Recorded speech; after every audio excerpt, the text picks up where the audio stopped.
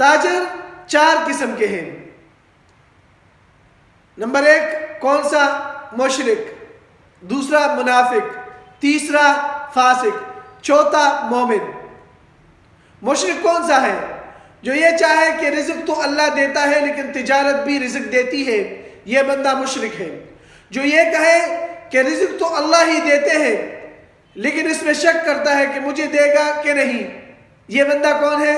یہ منافق ہے۔